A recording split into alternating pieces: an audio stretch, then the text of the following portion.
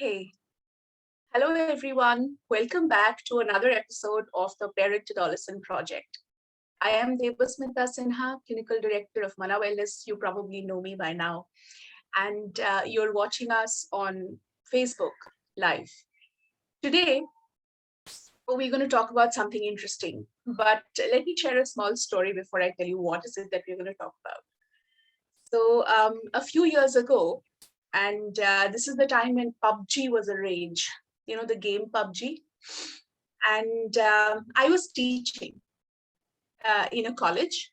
And I at that particular day, we had the psychology Viva exam, right? So I was sitting in a room with a whole schedule printed out for all the students who had to appear for their Viva, and they were supposed to come and give a presentation, answer some questions, a panel, and everything. The whole works.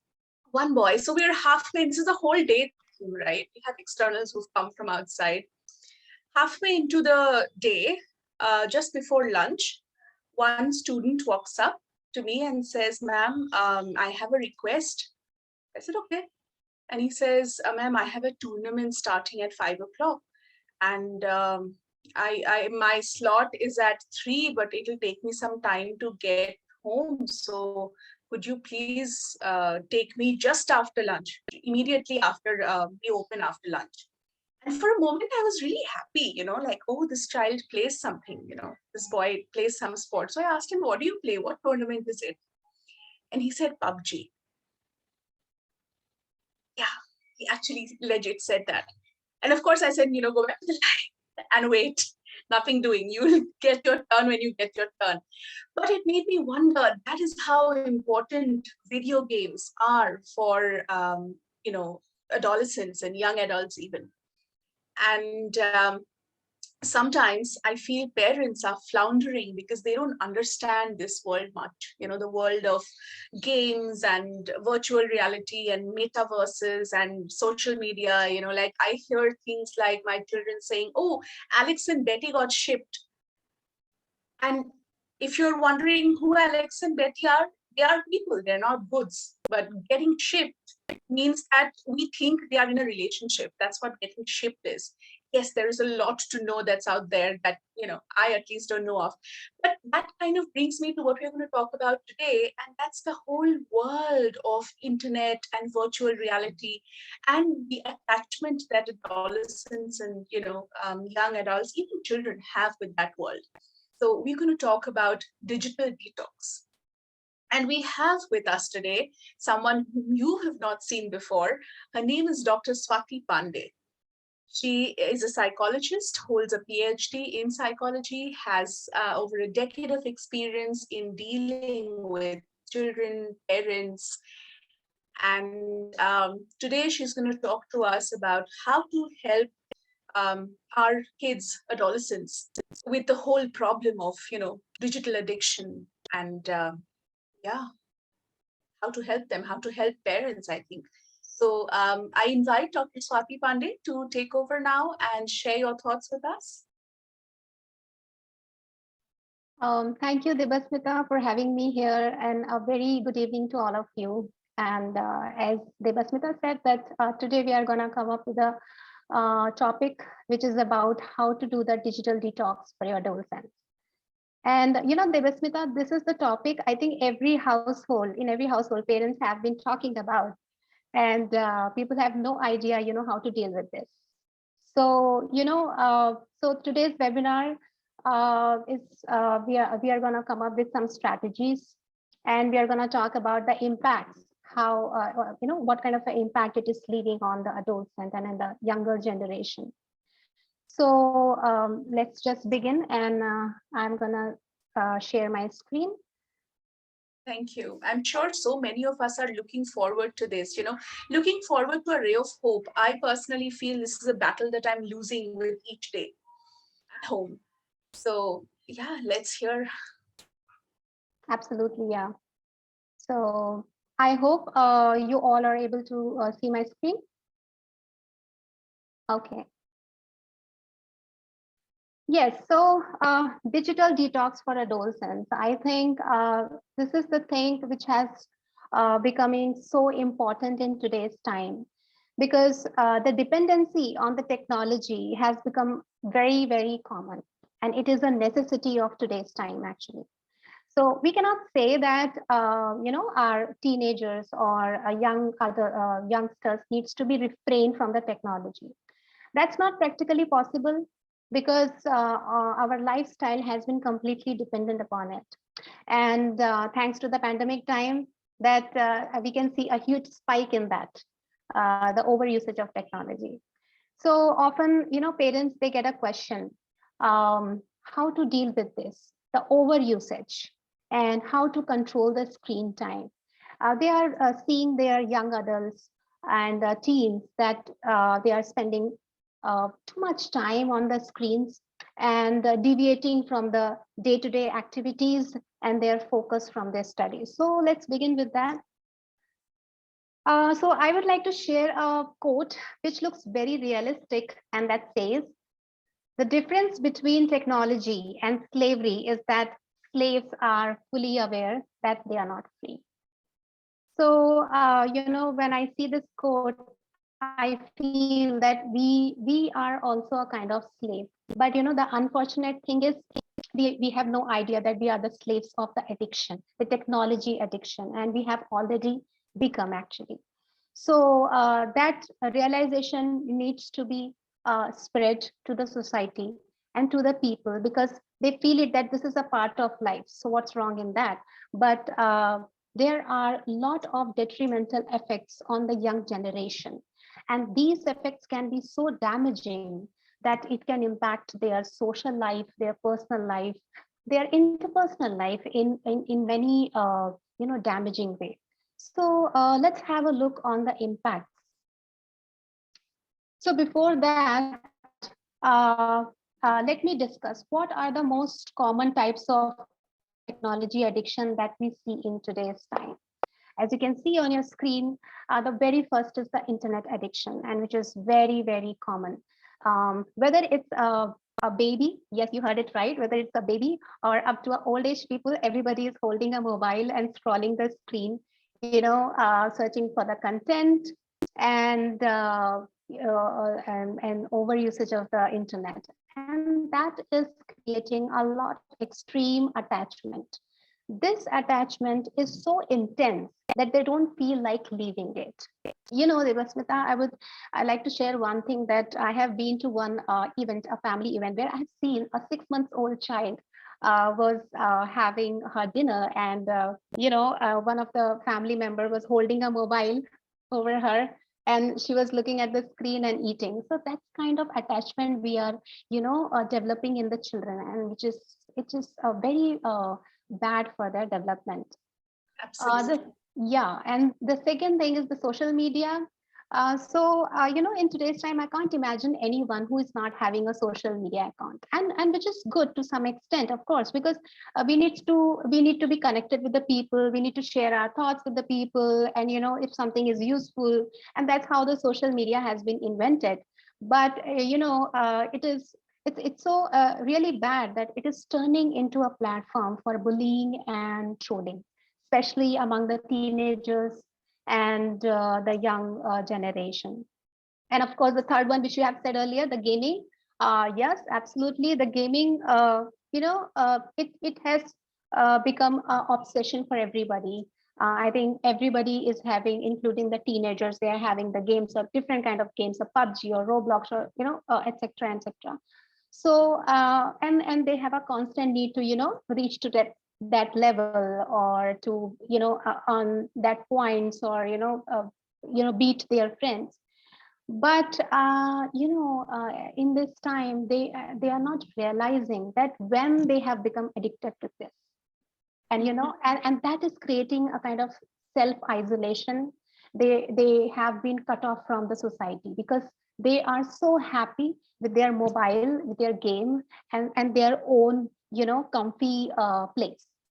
So that's what the addictions we can see in today's time. Yeah. And I can't help but, think how much of a role the lockdown and the pandemic might have played in this. I think which is why this has become like a pain point for all parents now, because during lockdown with nowhere to go, nothing else to do, I think we all fell into that. The attachment with gadgets and, the thrills of playing virtual games and all of that, connecting with everyone through social media. And while maybe adults have moved on, some of them have, but for children to overcome that, I think is so much more of a challenge. True. It has becoming completely challenging because when the pandemic started, we were the people, the parents, they gave the gadgets to their children so that they can study.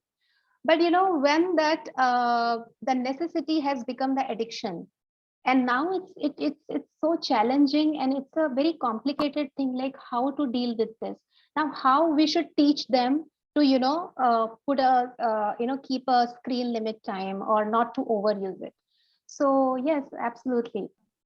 And it's So it's I also empathize with the parents here, with most of them working from home nowadays.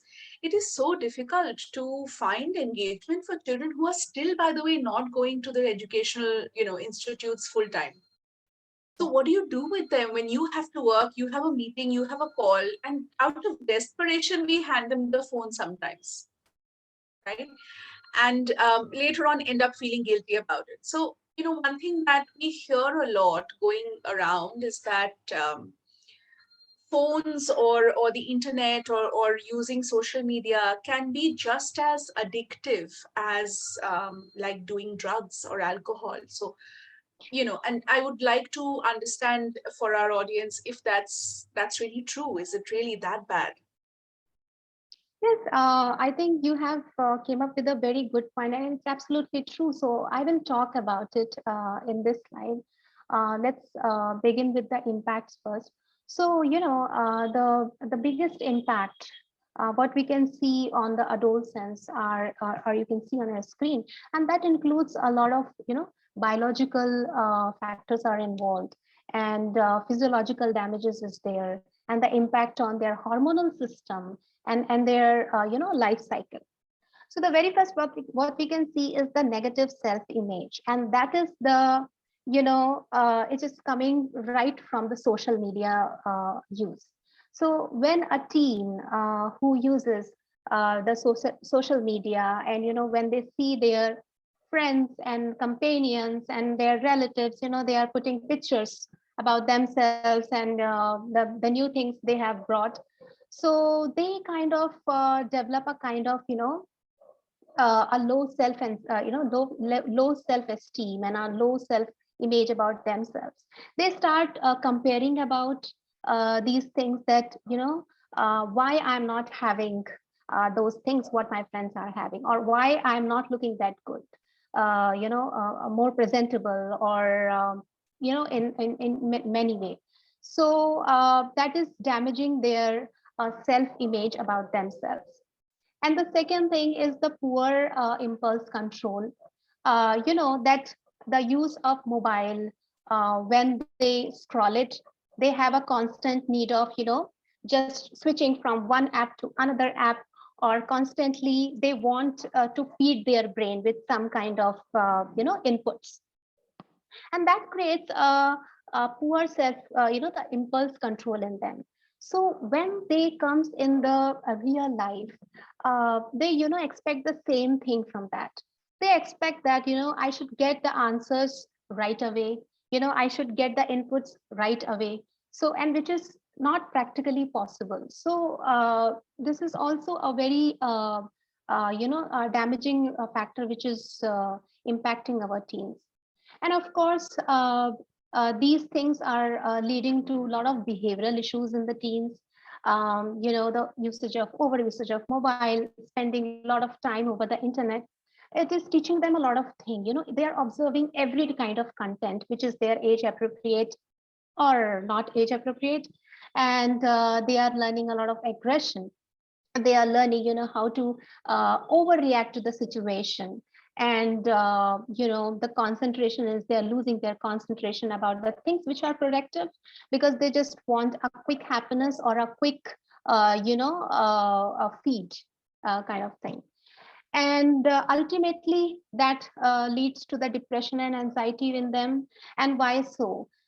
Because when they have a poor self-image about themselves, when they have a poor impulse control, and they are confused totally, like what they really want in their life, because they're too busy stacking others, and they're too busy, spending so much time in others' lives. So that creates a kind of hopelessness about their future, their career, their present life, and they don't respect what they are having on their hand currently, and they will be constantly about, anxious about, okay, I don't have that, I don't have this, and that eventually, develop into the mood disorders among the teens. And next comes the gaming disorder, as Debasmita said, and which I also agree that yes, gaming disorder, which we call it IGD, which DSM-5 has officially accepted as a a mental health disorder. And this is exactly similar to the addiction. It can be a substance or any drug addiction. Yes, of course, this is true. I will tell you why. When a person who is under the influence of any drug or substance, their dopamine level increases, and that gives them a sort of happiness. Of course, this happiness is for short term, but they get this happiness, and they want to relive this happiness again and again. So the same thing happens when a person or a teenager or a adolescent is too much involved with the gaming thing. So they get the same kind of happiness, and that's why the dopamine plays its role. So, and of course, next coming the interpersonal difficulties, and which can be seen very well in our everyday life in our house and in our society, that the teenagers are becoming very aggressive, and they are not showing the respect to their elders that it used to be earlier, because of the impulse. They have an impulse to react, they have an impulse to get the input. And this kind of situation is going to affect the life, the later life in their life. Actually, the interpersonal relationship can be damaging, whether it's with their parents, or it is with their colleagues, or the people they work with, or even in when they have a life partner in the future. So it's gonna reflect in that there as well. And of course, the poor academic performance, when a child is completely spending more time into the quick happiness, as I said, of course, their attention span will impact, and it won't allow them to focus on the studies, because the level of focus they require, it will be definitely impact. And a very interesting point, which is the poor personal hygiene. So it is also seen that teenagers, they are having a poor sleep pattern, and they are having a poor appetite, and of course it is completely impacting their lifestyle, because from morning, the moment they get up and till they go to bed, they are just carrying the mobile, and especially on the weekends, it's like it's getting more worse, because they don't feel the need of carry on their day-to-day activities. So of course it is impacting in many different ways. I will share one scientific study here, which was published in Scientific Reports. And here are some key points of that, which says that the over addiction, the addiction of social networking sites, uh, has created an abnormality in the gray matter volume of young adults. And this study was done in 2017, and I'm sure many other studies have been doing have been conducting on this. And what happens if a gray matter volumes get disturbed? So when the gray matter volume, which is a very important tissue in our nervous system, when it gets disturbed, it will create a lot of impairment in the motor activities, in the sensory activity of a person. And what happens because of that? the person will be, they will be more involved in the lethargic. They will be more lethargic. They don't feel like, going out. They will be more sad. They will be more, feel like down all the time. And of course, these things will lead to the excessive behavior and the addictive behavior, which is the result of this tech dependency. And of course, one more important point, which this study says that uh, these social networking site addiction put these teenagers at a greater risk of developing neurodegenerative diseases when they will get older. And we know that the neurodegenerative diseases are, few of them are Alzheimer and Parkinson. So just imagine that these youngsters are at greater risk of developing at a very young age, actually. Now, initially we were discussing about that the pandemic time has give a huge spike in the anxiety and depressive symptoms and the prevalence of these mood disorder. Yes, it is. So if you see the graph here, in 2019, if you can see, the symptoms of anxiety disorder prevalence was 8.2. And by the time the December 2020 came, it has increased hugely. Same goes with the symptom of depressive disorder and the symptom of anxiety or depressive disorder. So the pandemic has given a kick to, these mood disorders among young adults.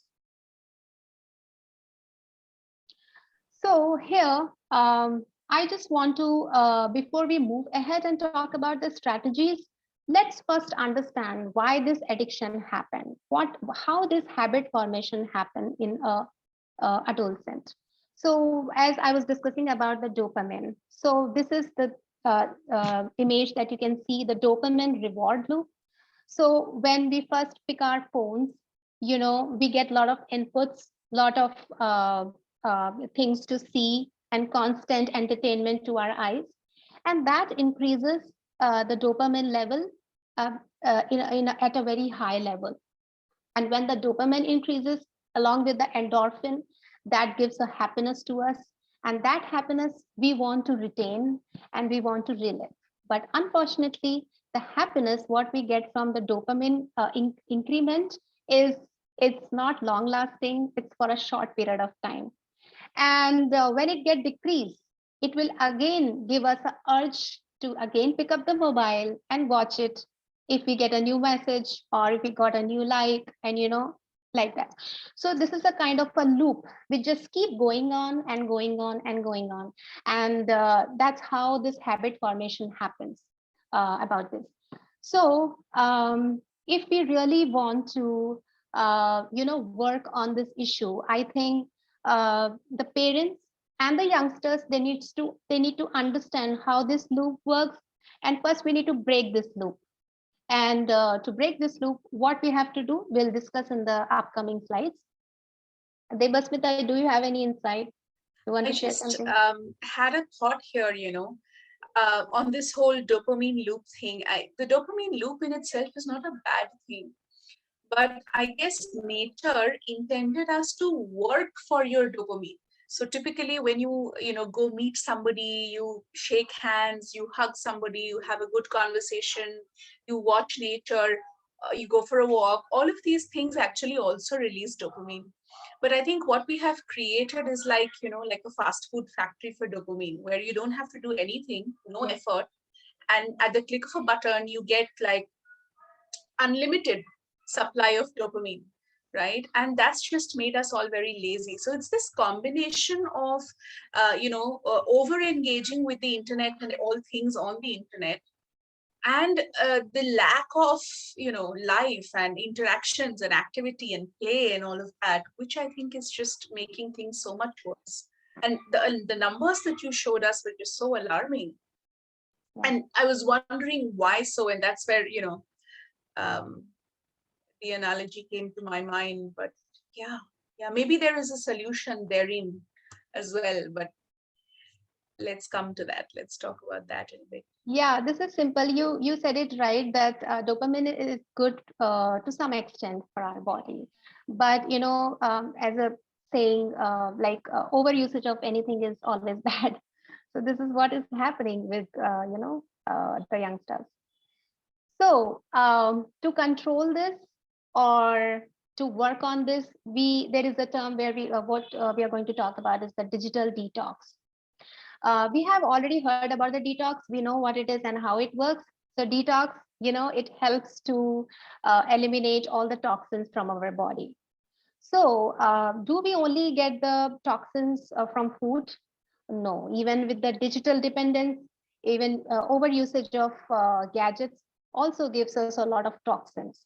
Toxins which is related with the, it is related, it can be biological, it can be hormonal, it can be social. So a lot of toxins are there in the body.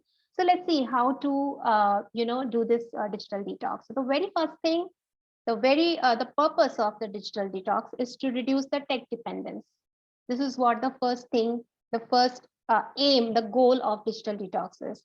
That of course, when we don't need it, still we are, using or carrying the mobile with us most of the time. And the second is the eliminating overloaded information. And that's what is happening is that internet or the technology has been invented to keep our lives easier and more comfortable. But everything what we are doing with the digital thing or the technology, it's getting overloading. We are searching for the information which is not really needed, but we are just gaining it and saving in our mind. So often, if you see, that happens is that we look for some information and we ended up, landed up in on something else, some else app or some in some other information site actually. So that's what happening. Our mind is getting confused because what we are really looking for, what we are really searching for, it's too much information. So that needs to be eliminated from us. And of course, very important to rebalance the nervous system of our teenagers, because everything that matters is the nervous system. That is the king of our body, and that manages everything. So in this complete whole cycle, the use of technology, or when they are spending too much time, it is completely disturbing the lot of natural processes of our brain and the body. And it is also disturbing the circadian rhythm of the body in the teenagers. And that is causing a lot of disturbance in the nervous system, how it's supposed to work actually. So we need to put it back to the balanced state. And the finally is the disconnect to connect. And this is what is very important. When we will be disconnected from this digital world, then we can connect with the real world. So we are living in the hypothetical life. We all are, and especially the teenagers. And we need to pull them back and put it in the real life situations. And that's where it's gonna help them in later, situations. True. So well said. I had a question here, Swati, and this is something that I've heard from a lot of parents that, with younger children, 7, 8, 9 years old, you do have some amount of control over their day, over their schedules, and you can send them down to play or things like that. You can still influence what their choices would be. But for adolescents, often it becomes even more difficult. They are more they seek more autonomy, and you often have to sort of just give up control for them. And the whole concept of digital detox, or what we're talking about here, seems like it requires intent and willpower, right? Neither of which are very well stocked with this cohort, right? So adolescents they don't want to leave the internet because it's exciting. All their friends are there. There's constant chatter, things happening. They don't want to miss out. Then there are games and scores, and so the whole plethora of things that they are so hooked onto. Now, when they don't want to leave all of this, then how does a parent get them to do digital detox? It's sort of like trying to force rather, someone to quit smoking when they don't want to quit smoking. So they sneak in, and you keep changing the Wi-Fi password, and they'll figure the password. So there's that constant struggle on a day-to-day basis that parents are going through, and I wonder what's the way out of that. So yeah, definitely. It's very hard. Even means with the young children, we can do that. But with teenager, it's very hard. That's true. So let me tell you one thing that this is, I would say, it is not a one-day process. This procedure will need a lot of patience, a lot of time, and parents play a very vital role in this complete procedure because we are a good example. The very first thing when our children are born, they first saw us. So if we want to see any change in them, I think it should start with us first of all, and that's how it will work actually. So let's move ahead, and I'm going to share some strategies how we can start implementing this digital detox in your household, and let's see what are those. So the very first is the start small and set limits. As I said, that we need to be very gradual, and we need to have a lot of patience. If we go to our teenager and say, hey, I'm going to ban your mobile from today onwards, what do you think he's gonna or she's gonna listen?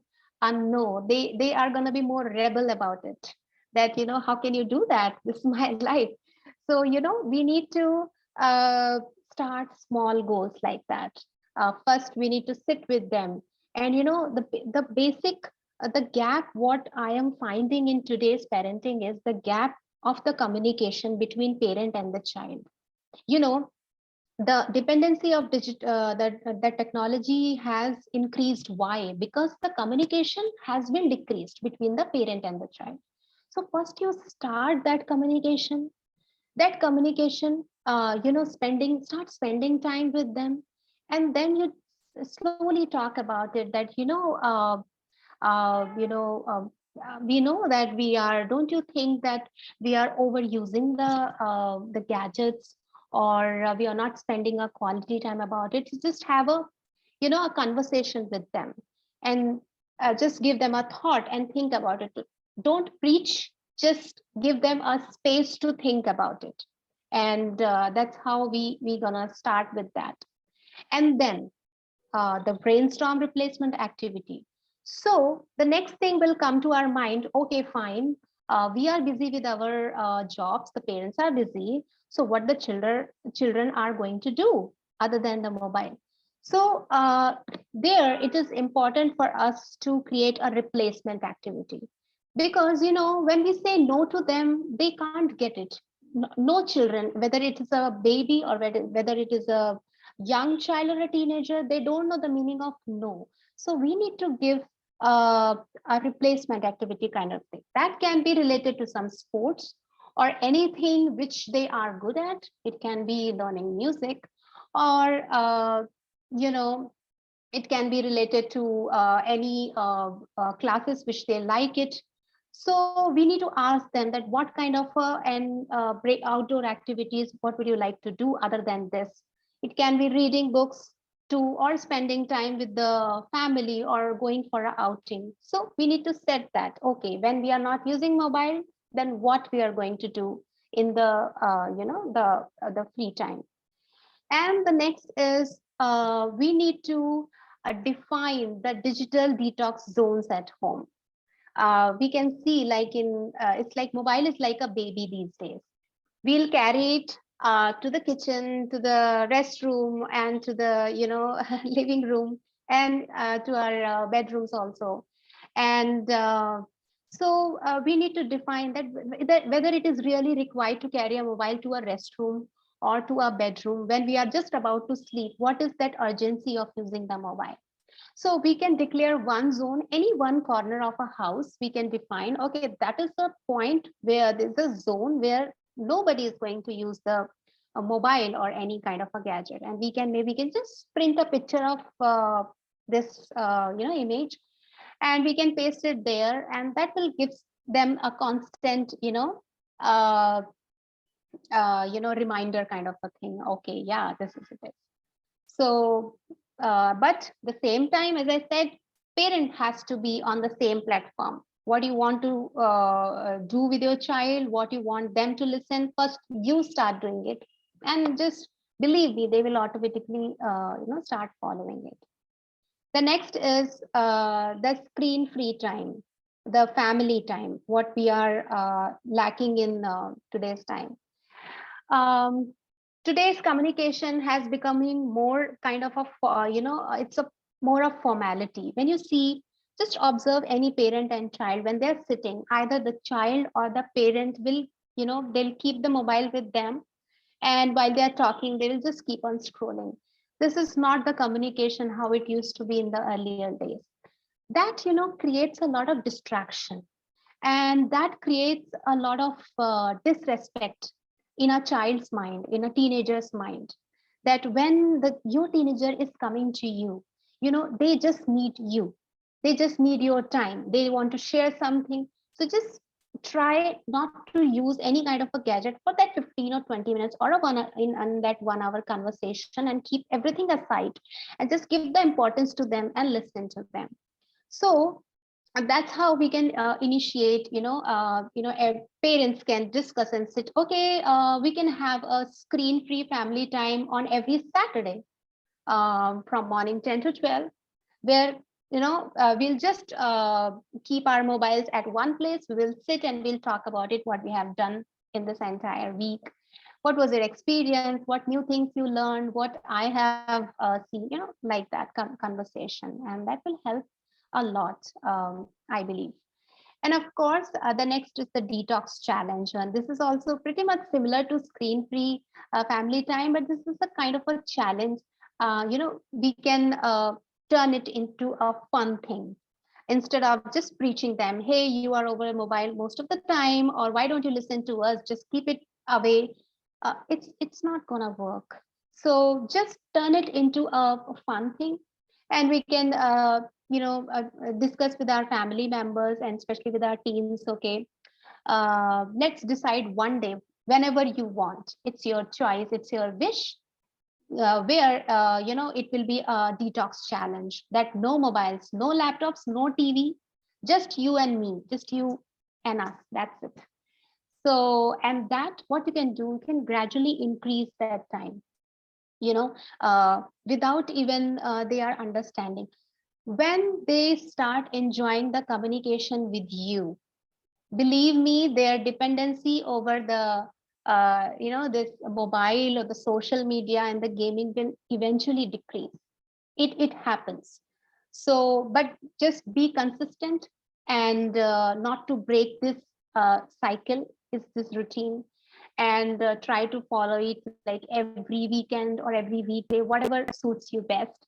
So be consistent and be a role model for them. What This is what I said earlier, that uh, they are growing up seeing us. So first we should start implementing those changes, and they will keep observing us. Maybe they won't come up, or you won't see the change immediately in them, but they are very smart, they are observing you every single moment, every single second. They are observing their parents, and you won't believe that it will work magically, because over a period of time you will see those changes in them, what you really wanted in to them.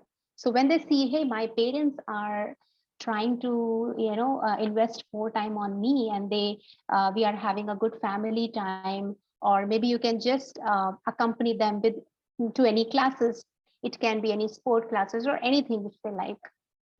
So of course, yeah, it's going to work out definitely.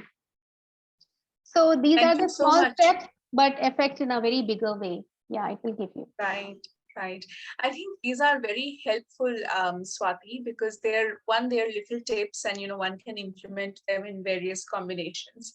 But also because it kind of focuses on the fact that digital detox is probably less about quitting gadgets, but more about finding alternate sources of joy.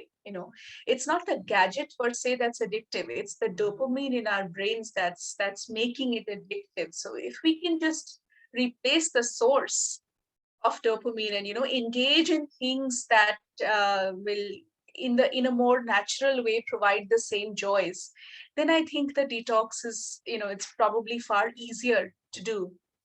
Definitely gives the ray of hope that I was talking about earlier.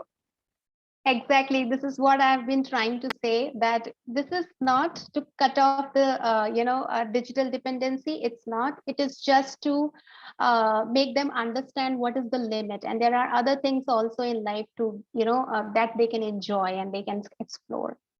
So, yeah. True. One thing that comes to mind, I think in our previous session, especially with Anaka, she keeps talking about providing emotional and rational support. And I love the idea of dividing support into emotional and rational. But I think in our conversation today, what I'm also beginning to think is that this is probably a little challenging for adolescents to do just by themselves. So instructions like leave the phone or don't play the game are not very helpful. So maybe they need some functional support as well. And all three together are probably going to be really balanced and will help them come away from these addictive digital engagements that they have, while still using the internet for more meaningful things. Yes, absolutely. So they need definitely a functional support, and that a parent can give them. I So, also wanted to quickly check if anyone has any questions. For people who are watching us live on Facebook, please feel free to drop questions in the chat. And anyone here, please just let us know if you have any questions. We'd be happy to answer them. Right? I'll bring the questions to you, Swati. Let's move on. yeah, sure, definitely. Okay, so moving ahead.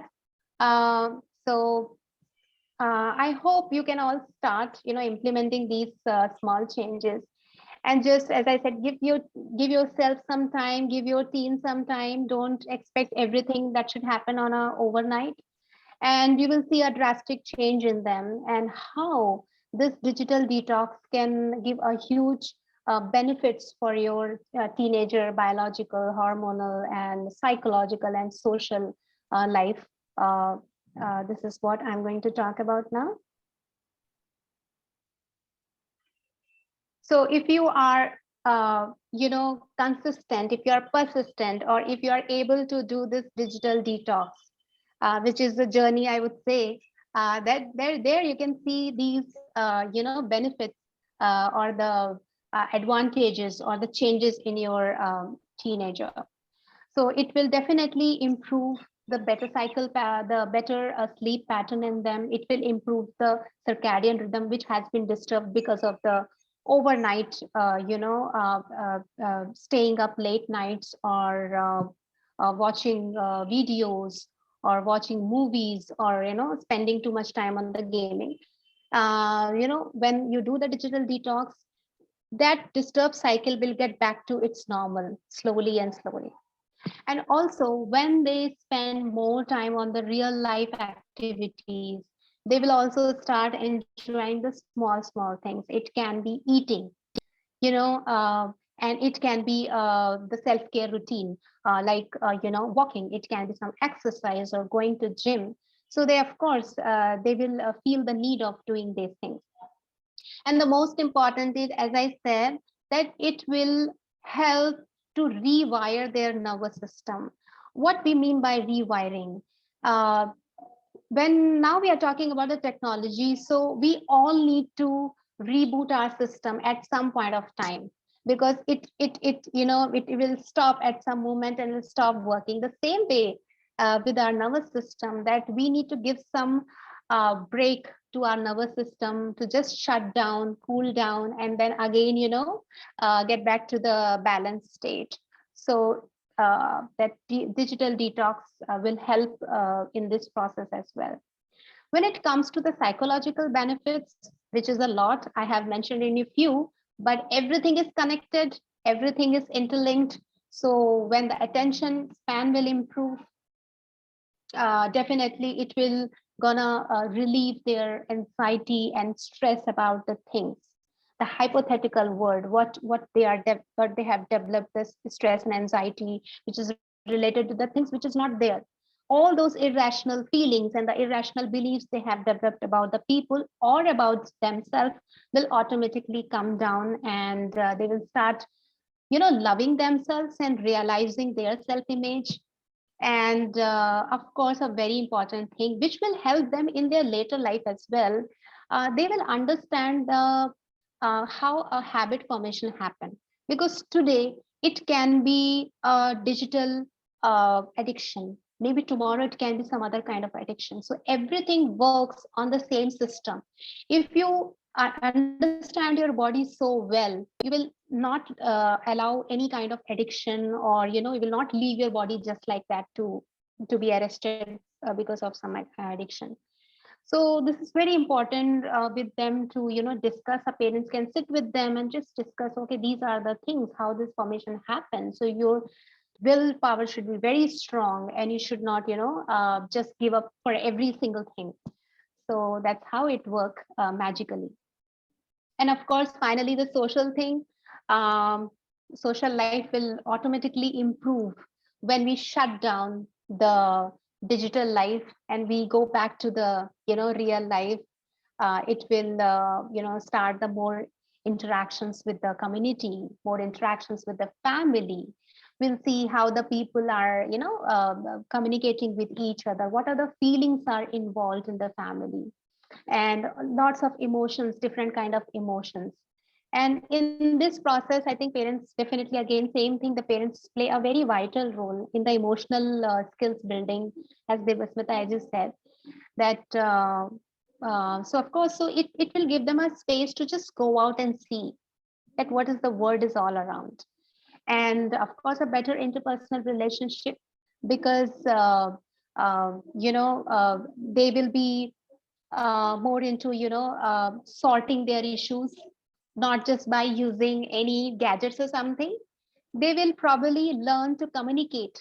Sit with the person to whom you have any conflict, sit with them. It can be your life partner or a friend or a parent. So that communication is very important, and the social skills will help to build that. So I think, yeah, that was all about digital detox. And it looks just in a slide, but believe me, in real life, it works magically if you can do that. And I hope you all have learned a few things in this webinar that you're gonna use in your life.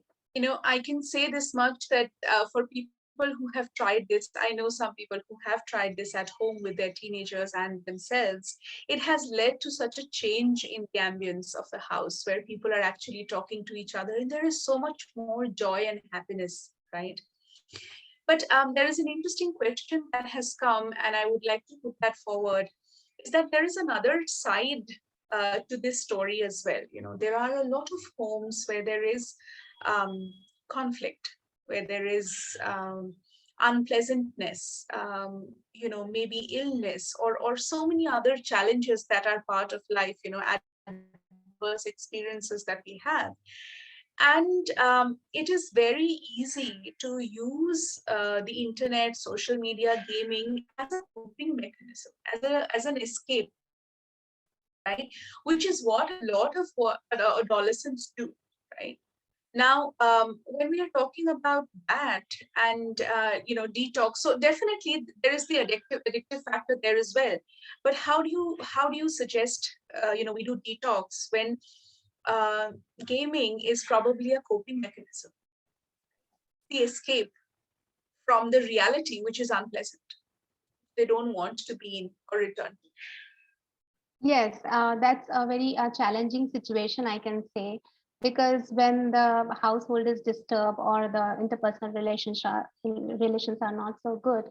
So in this situation, I think I would say that as a professional that of course digital detox is important, but before that, I think the parent needs to realize and that they need to work on this. That what are the issues they are having that needs to be sorted. Otherwise, that digital dependency is just one after effect. I can say there are many more after effect it can be.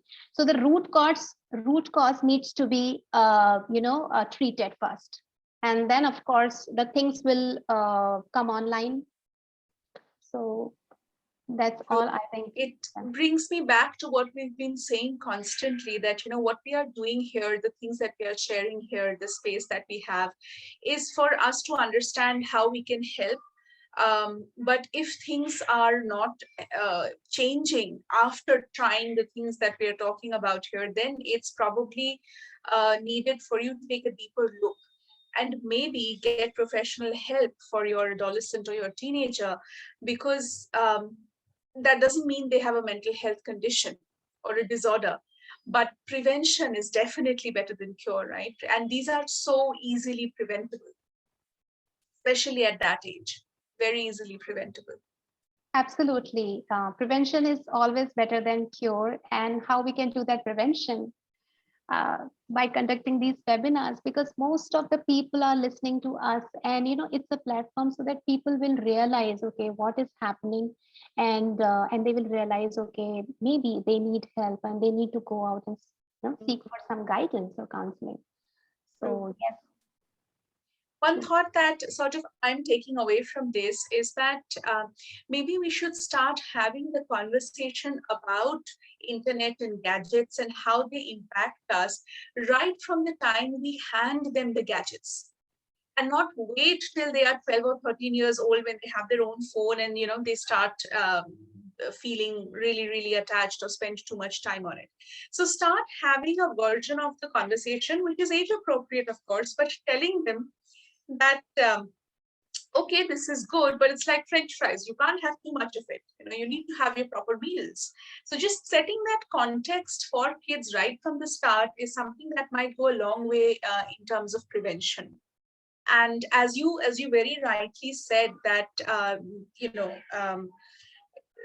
often these engagements on the internet replace real life communication, replace not great relationships that they might have with their parents, right? So those things need to be looked into, examined, and then maybe focusing on the digital detox, because otherwise it's really not going to be very effective. Yes. So True. thank you so much, Dr. Swati, for this session. And thank you for the ones who are here watching us, encouraging us to do more of these. Thank you for the questions. And we will be back again next week with a different speaker, but addressing the same issues of parenting adolescents. If you have questions, even after the session ends, do feel free to let us know on our Facebook page. But till next week, thank you so much. Thank you so much, Debasmita, and all of you who have joined us today. Thank you.